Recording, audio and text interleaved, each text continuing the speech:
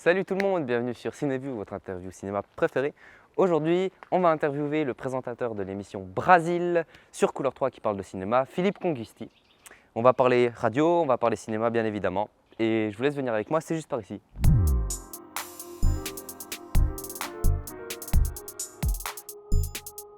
Bonjour. Comment ça va? Oh super. Vraiment Ok. le cadre est chouette, Non, on est mais bien, ouais. on est dans un beau jardin, on est content, il fait beau. Donc, Ouais. T'es plutôt vision du réel ou NIF? Ah, j'aime les deux. Allez, NIF quand même. Le NIF? Ouais, parce que j'aime quand même plus le fantastique, même si j'adore le documentaire, mais je préfère quand même le cinéma fantastique, ouais. Tu préfères regarder un film d'auteur philosophique ou un thriller à suspense? Thriller à suspense, j'aurais tendance à dire ça, même si à force d'en voir, j'anticipe trop ce qui va se passer et bien souvent je suis déçu. Mais quand même, je préfère prendre mon pied devant un thriller, effectivement, ouais. Lequel de ces acteurs tu verrais le plus faire de la radio entre Morgan Freeman et Al Pacino? Morgan Freeman, ça pourrait être génial, quoi. La voix, le débit, puis j'imagine tout de suite les influences musicales qu'il pourrait avoir et qui me conviendraient bien.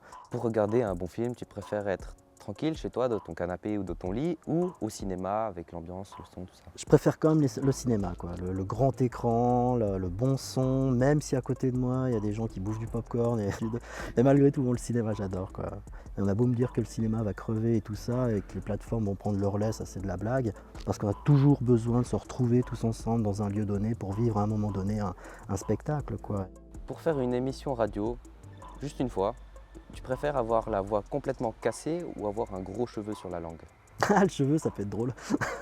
Mais ça fait m'invite un peu parce que ça peut donner comme ça pendant 1 heure pour les auditeurs, c'est quand même pas terrible, quoi. Donc, mais ça me ferait bien marrer quand même d'avoir un feu sur la langue comme ça pendant 1 heure, ouais. Brasil, en quelques mots, c'est quoi pour toi? Bah, c'est mon bébé, quoi, en fait. C'est une émission qui est créée pour une saison à la base. Il y a 18 ans qu'elle dure, quoi, tu vois. Donc j'ai mis toute mon énergie dedans parce que le cinéma a toujours fait partie un peu de l'ADN de Couleur 3, quoi. Au fil du temps, je crois que l'émission, elle s'est assez facilement imposée dans le paysage. Ça tient au fait que aussi j'ai une liberté d'expression totale, quoi. Ça, c'est grâce à la RTS, quoi, et Couleur 3. J'aime m'enthousiasmer surtout pour des films plutôt que de passer beaucoup de temps à descendre un film, puis laisser de la parole aussi à celles et ceux qui font du cinéma. Et tu penses continuer encore longtemps? Est-ce qu'ils vont me garder encore longtemps? J'en sais rien. Ça aurait que 2 mois jusqu'à la retraite, mais enfin j'en suis pas sûr, tu vois. C'est devenu une telle passion finalement. Moi j'ai 2 passions dans la vie, c'est la radio et puis c'est le cinéma. Donc quand tu cumules les deux, t'as jamais envie que ça s'arrête, quoi. Bah ouais, c'est top, c'est une place privilégiée. Après, il faut savoir aussi s'adapter un petit peu à l'époque et faire évoluer l'émission avec des nouveaux sujets, etc. Bon, ça c'est pas toujours évident, mais il faut y travailler. C'est aussi un secret de la réussite et de la longévité, quoi. Il faut savoir se remettre en question aussi. C'est important, quoi. C'est important. Quand est-ce que tu as commencé à t'intéresser au cinéma exactement? Depuis tout petit, quoi. Je viens plutôt d'un milieu ouvrier, tu vois, donc le cinéma, on n'y allait pas, il n'y avait pas de thunes pour y aller. Donc on regardait des films à la télé, alors c'était les Jean Gabin, les Lino Ventura, les Bourvil, les De Funès, les Fernandel, je connaissais par cœur. Le premier film que j'ai vu, j'étais tout petit quand même au Cinoche. C'est ma sœur qui y allait, quoi, qui est un peu plus âgée que moi, et elle allait avec une copine, puis il fallait que moi on me garde, donc elle m'avait dans les pattes. Elle avait 14 ans, moi j'en avais 10, puis j'ai vu me taper Grise. C'est peut-être pour ça que je suis dégoûté des comédies musicales, c'est un traumatisme d'enfance en fait, tu vois. Puis après je me suis rattrapé, je suis allé voir d'autres trucs, mais quand je pouvais y aller tout seul, quoi, tu vois.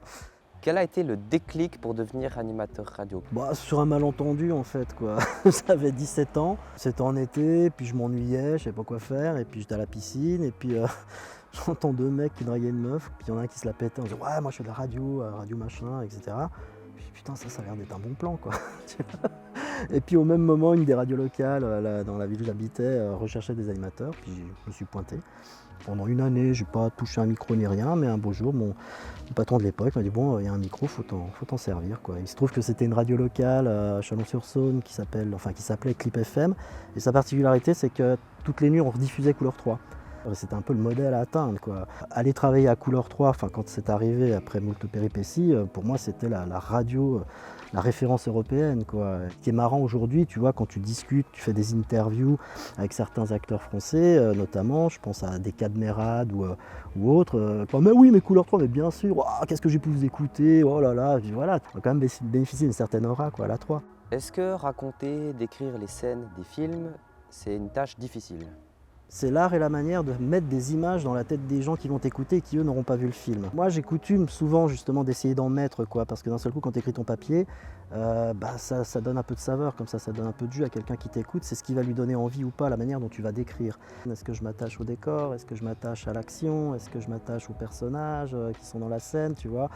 Bon, moi, je vois les films en vision de presse bien souvent, je peux dégainer mon iPhone, et puis prendre les notes, et quand je relis après la vision, je dis ah ouais c'était bien cette scène, et puis c'est là où ça vient tout seul, t'écris sur ton clavier, tu te laisses aller.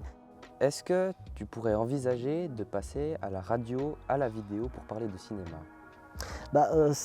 J'ai fait le test, toutes les semaines j'avais un truc qui s'appelait Screen Test, et je choisissais 3 films, et puis c'était un montage juste à base des bandes annonces, et ma voix off par-dessus.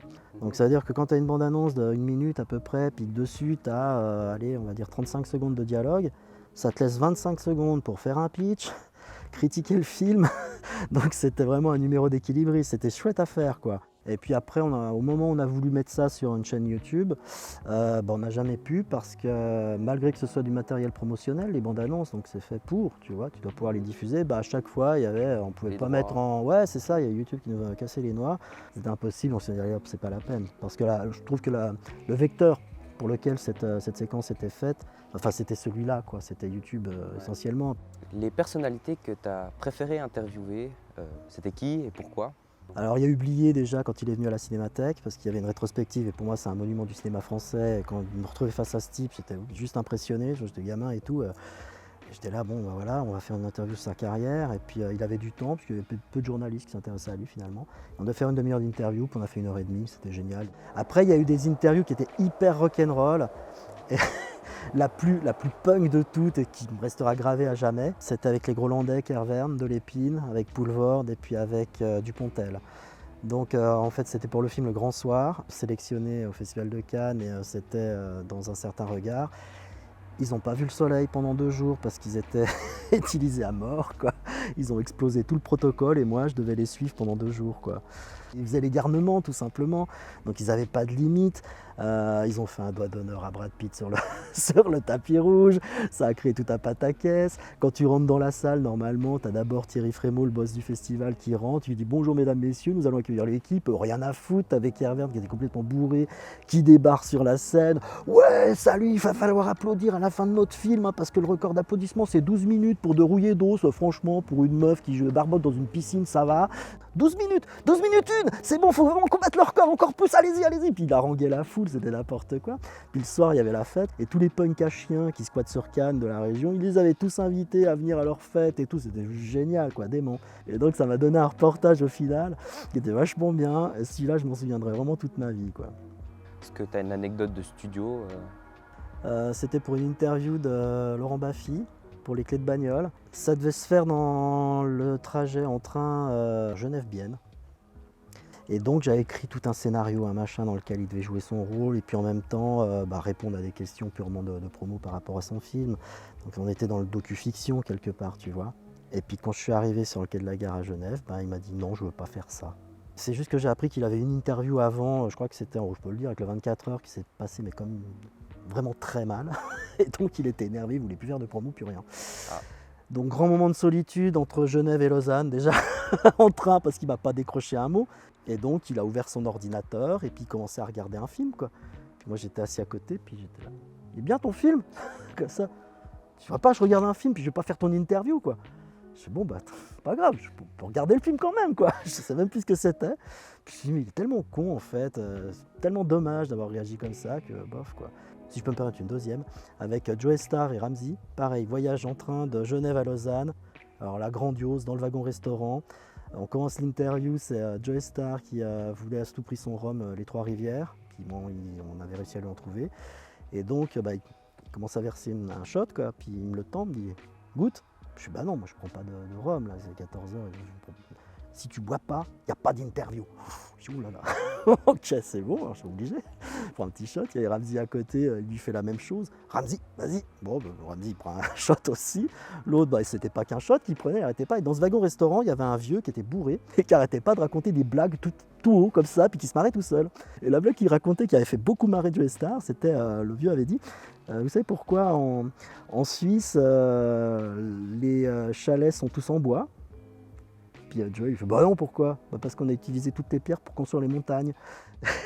Le gag à 2 balles, tu vois, Joe est mort de rire, et puis ça, c'est devenu une espèce de running gag dans l'interview. On s'est vraiment bidonné, quoi, ça restera. Ouais. Donc le train, c'est qui tout double? C'est qui tout double le train, effectivement, quoi. C'est un peu la loterie, quoi. Bon, ça, moi, j'adore quand il se passe un élément comme ça extérieur que tu n'avais vraiment pas imaginé, puis que ça amène quelque chose, c'est un petit peu, c'est de l'or en barre, hein, pour la radio, ça, franchement, quoi. Faut rebondir, c'est tout.